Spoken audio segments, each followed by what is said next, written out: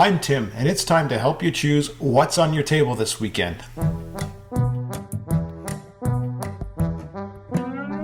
A question I get asked a fair amount is, can you tell me about a game that would be great for me to play with my kids? Or what's a game that I could teach to kids or would be good for kids?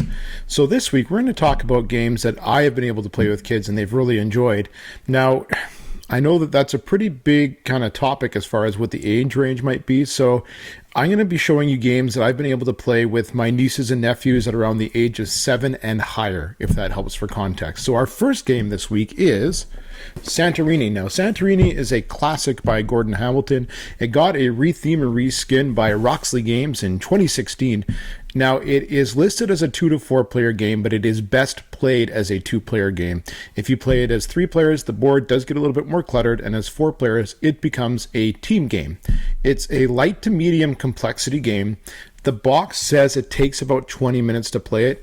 For us, even with new players, we find it takes an average, honestly, of 7 minutes.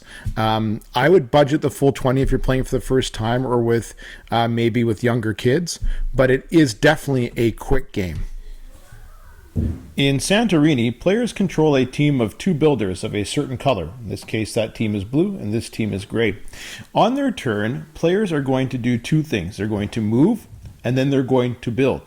Now, when they choose to move, they take one of their builders. We'll take this one, for instance, here. And they're going to move them 1 space adjacent from where they're currently sitting. And they can move left to right, north to south, or diagonally. So in this case, I could move this worker here, here, here, or here. Now, you're going to notice these buildings are around here. The builder is eligible to move up to 1 level higher than they're currently at. So this is a base level building here. I could move him there. I could not move him there because there's 2 levels there. If the worker is currently on a building, they can jump down no matter how many levels it is. So you can only jump up by 1 level. You can jump down by 2 or 3 levels if you like. Now, after they move, they have to build in a space that is adjacent to where they move to. So he could go build here, here, or here. Now, if the builder chooses to build on a building that is already existing, then they just build it to the next level. So let's say this builder goes here, they choose to build there. If they choose to build on top of a level 3 building, then a dome goes on top of it and nobody can move there. Now, the player who wins the game of Santorini is the first player who is able to get one of their 2 builders on top of the 3rd level of a building. Now, these are the basic rules to the game, and if you choose, you can also mix in some variable player powers by way of these God cards here. Each player would take 1 God card at the beginning of the game, and that would grant them a special power for the duration of the game. So, for instance, we have here Triton, and Triton would allow players to continue to move if their builder is on the perimeter of the island. Pan gives players the victory if they jump down from a level 2 building or higher. The mechanics in Santorini are race, square grid, 3-dimensional movement, and variable player powers. If I had to tell you the 3 things that we love the most about Santorini, it would be this. First of all, the replayability. At a 7-minute average game, it's really easy to look at your opponent and say, sure, want to do that again? Especially after you've taken the effort to take it out and it takes 7 minutes, you're going to want to play it again and a few more times before you put it away again. It makes it easy just to pick up and play a few games and have a best of 3, best of 5, whatever you want to do, and have some fun with it. Another thing that we like about it is that, well, it's not nearly as complex as chess. When you're thinking out your moves, you're sitting there thinking about it the same way that you would in chess. So the depth of your thought is similar to chess, and it almost feels like playing chess, but without the massive time commitment or commitment to complexity. The last thing I love about it is that it's just, the components are amazing to look at. They're fun to play with. They give the feel of building buildings on the island of Santorini, and they fit the theme perfectly well.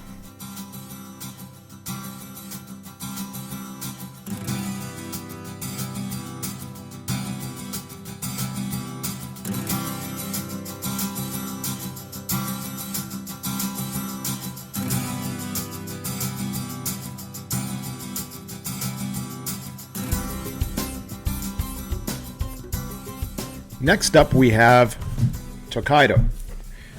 Tokaido is a 2 to 5 player game, and it's light to medium complexity. Now, the box says it takes about 45 minutes we have found it takes anywhere from, say, 30 minutes in a two-player game to 45 minutes in a five-player game.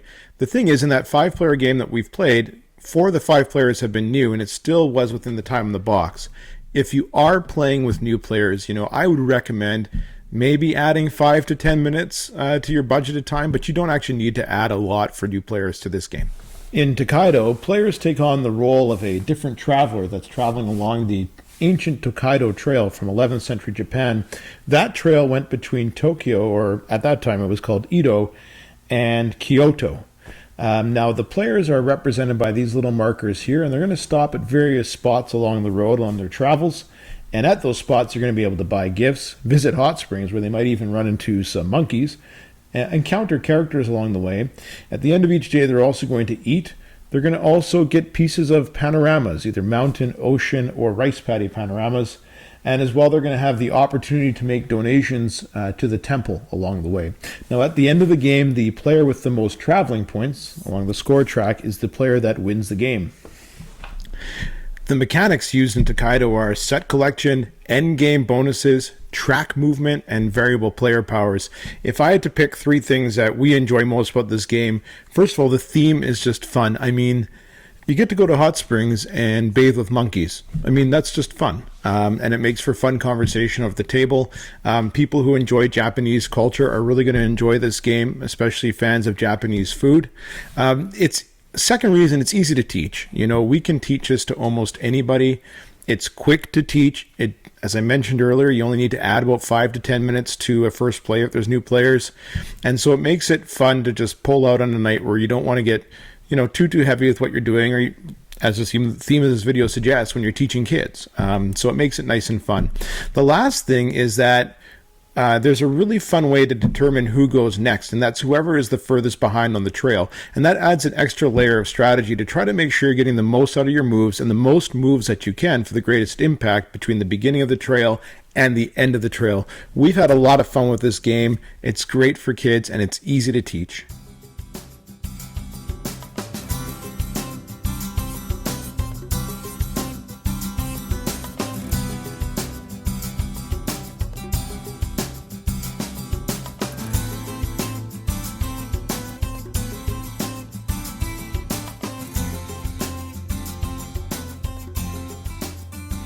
So our last game in this episode is My Little Scythe. Now, I'm such a fan of the regular Scythe that it won't surprise you to see this here today. It's a 1 to 6 player game. It's medium complexity, on the very low end of medium, mind you, and it takes about 45 to 60 minutes to play on the box. Now, this is the one game that I've shown you that I've actually never measured the time it takes to play in the Board Game Stats app, and the reason for that is because my 10-year-old niece kept winning, and I didn't want to record all the losses in my app. She's probably watching this, so hi, congratulations on all your wins. Now, in my recollection, I would tell you that 45 to 60 minutes, even with new players, is about right. I would add maybe, again, 5 to 10 minutes if you do have new players at the table. My Little Scythe takes place in the Kingdom of Palm, which is represented by this board. Each player is going to take on the role of a pair of siblings called Seekers, and all of the Seekers are participating in the annual Harvest Festival, where the first pair of Seekers to collect 4 trophies will be declared the next ruler of the Kingdom of Palm. Now, on their turn, players can either move their characters, they can perform what's called seeking, where you find out where you can lay down more resources being these gems and these apples, or they can make. They can either make more pies, conjure magical spells, or they can power up their actions. Now, instead of combat like the regular Scythe, players will engage in pie fights instead. And the way that they can gather these trophies is by becoming the most popular amongst everybody, by garnering more power-ups, by completing quests when they come across them on the board, by winning pie fights, or by delivering apples or gems to Castle Everfree in the middle. Now, the mechanics in My Little Scythe are area majority, dice rolling, pick up and deliver, grid movement, and a little bit of playful take that. If I had to tell you the three reasons why I really enjoy my Little Scythe, first of all, the minis. Now, I'm not somebody who would ever say that miniature figures are what makes a game, and if a game designer focuses on the aesthetics of the mini over the quality of the gameplay, then I'm likely not going to play it. But this is a case where beautiful minis actually add to great gameplay, and they are just so fun to look at and play with, and if you're into it, paint as well. I also love it because I'm a big Scythe fan. It gives me an opportunity to play Scythe in a different way, and it gives me a chance to play it, when I might be with a group that might not generally play a game as complex as Scythe. I actually know adults who would rather play this. So if you're a Scythe fan and you might not be in an opportunity where you can play Scythe, it gives you an opportunity to play a different version of Scythe.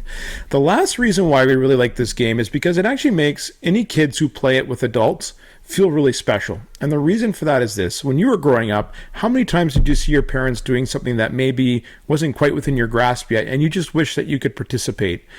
A full version of Scythe is not for kids. It's very complex. It takes a long time.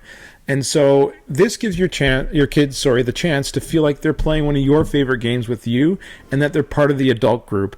And that has made it a very special experience for any of our nieces and nephews that we've played with, or any other kids that we've played with. They feel like they're playing with the adults. This is a wickedly fun game. It was designed by a fan of Scythe and his daughter, so kind of a really cool story there as well. And I know lots of kids who just love playing My Little Scythe.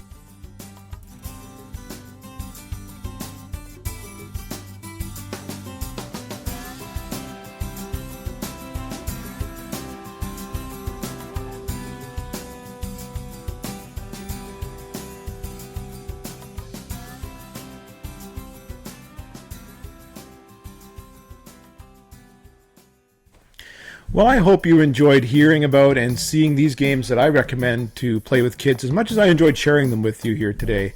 If you like this video and you want to see more of these types of videos, you can always click subscribe below if they bring value to you, and you can also hit that little bell to get notified every time that there's a new video, or join the conversation and comment below by telling us what's on your table this weekend.